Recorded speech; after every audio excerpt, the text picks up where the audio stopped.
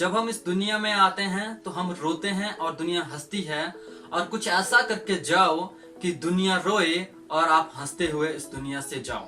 Hi friends, आज जो कहानी मैं आपके लिए लेकर के आया हूँ, उस कहानी को सुनने के बाद मेरा ये वादा है कि आप अपने टाइम की वैल्यू को जान जाएंगे और आपको लगेगा कि मेरे टाइम की वैल्यू ये है और मुझे कुछ बड़ा करना है। इस कहानी को पूरा सुनिएगा, ये कहानी आपका माइंडसेट चेंज कर देगी।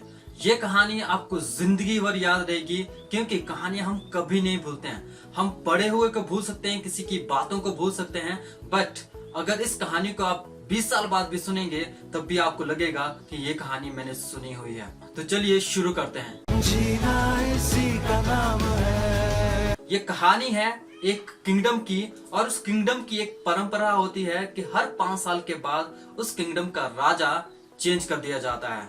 उस राजा को हर 5 साल बाद एक ऐसे जंगल में भेज दिया जाता है जहां पर उसको खाने के लिए कुछ भी नहीं मिलते हैं, और उस जंगल में बहुत सारे जंगली जानवर होते हैं। तो इस बार के राजा के भी 5 साल पूरे हो चुके होते हैं।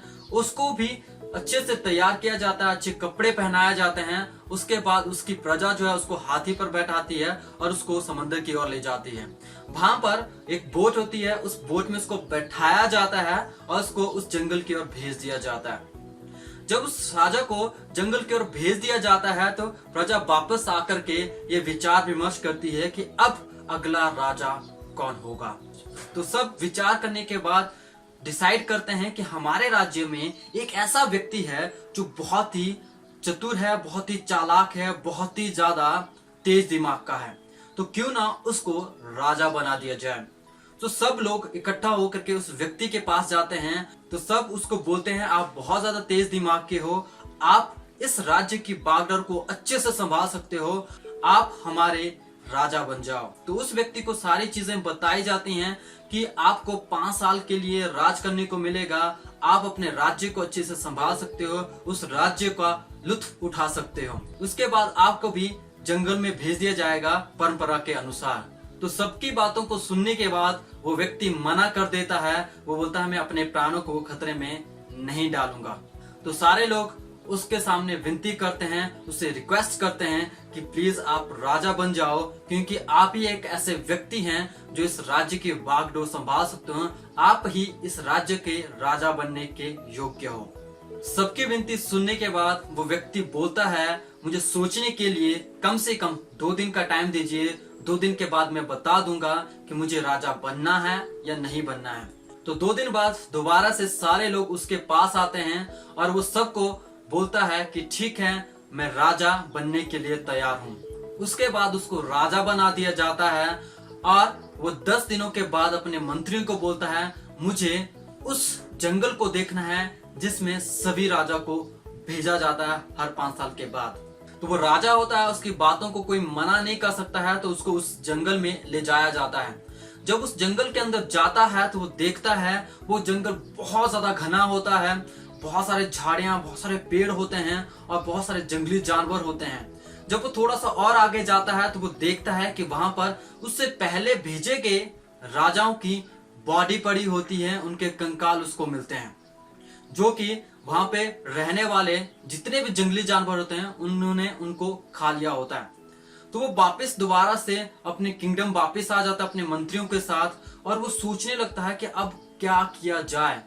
सो फ्रेंड्स, इस कहानी में बने रहिए। अब ये कहानी से आपको जो कुछ सीखने को मिलेगा वो आपके लाइफ को चेंज कर देगा।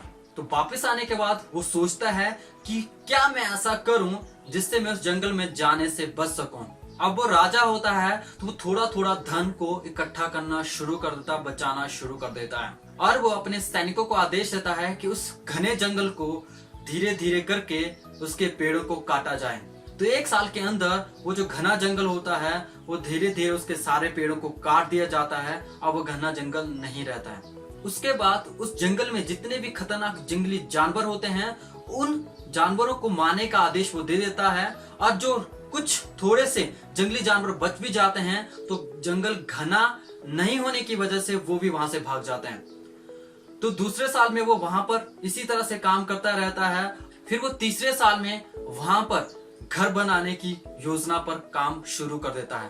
तो वहां पर धीरे धीरे करके बस्तियां बसाई जाती हैं, घर बनाए जाते हैं और चौथे साल में वहां पर और बड़ी बड़ी इमारतें बनना शुरू हो जाती हैं। इसी के साथ वो अपने धन को भी इकट्ठा करता रहता है और जैसे ही 5 साल कंप्लीट करने ही वाले होते हैं तो बोलता है कि मुझे उस जंगल में जाना है। तो लोग उसको बोलते हैं, राजा जी आपके 5 साल अभी पूरे नहीं हुए हैं, उनको पूरा होने के लिए अभी तक लगभग 1 महीना बचा हुआ है, उसके बाद आप उस जंगल में जा सकते हैं। जैसे उसके 5 साल पूरे होते हैं उसको भी अच्छे कपड़े पहनाए जाते हैं, उसको भी अच्छे से सजाया जाता है और हाथी पर बैठा करके उसको समंदर की ओर ले जा रहे होते हैं। जब वो समंदर की ओर जा रहा होता है तो वो हंस रहा होता है। तो लोग उसको बोलते हैं, राजा जी आप इतने खुश कैसे हैं, क्योंकि इससे पहले हमने जितने भी राजाओं को उस जंगल की ओर भेजा था तो वो रो रहे थे। तो राजा उनको बोलता है, जो बात आपने बहुत बार सुनी है और मैंने वीडियो के पहले भी बताई थी कि जब लोग इस दुनिया में आते हैं तो वो रोते हुए आते हैं और दुनिया हंसती है। क्यों ना हम कुछ ऐसा करके जाएं कि जब हम इस दुनिया से जाएं तो हम हंसते हुए जाएं और दुनिया हमारे लिए रोए।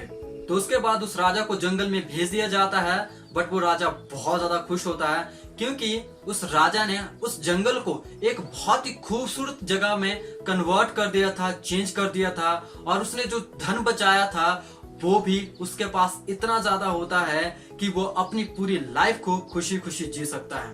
तो इस कहानी से हमें क्या सीखने को मिलता है? इस कहानी से हमें सीखने को मिलता है कि हमारे पास हमारी लाइफ का एक बहुत ही थोड़ा सा टाइम होता है जो हमारी पूरी लाइफ को अच्छे बनाने के लिए जरूरी होता है।